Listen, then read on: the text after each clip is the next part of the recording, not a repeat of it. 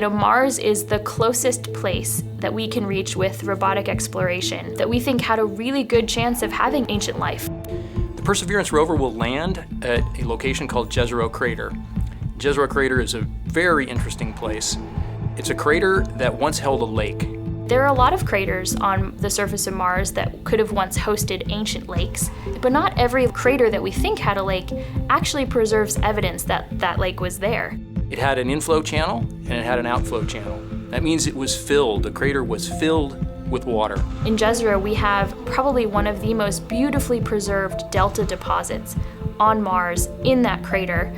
This is a wonderful place to live for microorganisms, and it is also a wonderful place for those microorganisms to be preserved so that we can find them now so many billions of years later. There is no other place on Mars that has the unique combination of a lake setting, a beautifully preserved delta, and the diverse mineralogy that we have in Jezero Crater. So it's truly a special landing site. The major goal of the Perseverance mission is to investigate astrobiology on Mars, and in particular, to address the question of whether life ever existed on Mars. The Perseverance rover starts with a design that's very similar to Curiosity, but we've added to it a whole new set of science instruments.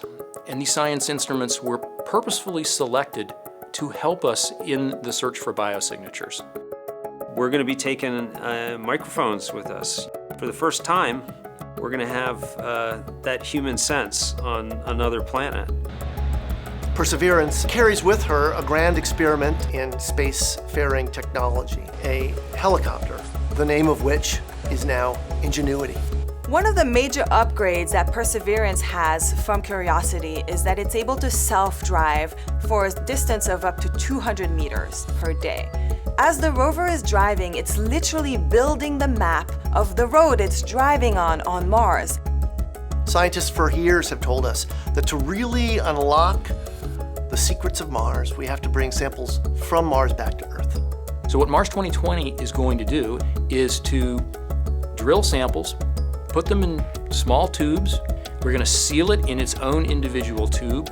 We set them on the surface to provide a target for the second two missions, which hopefully will get in development in the next several years and could potentially get the samples back to Earth by 2031.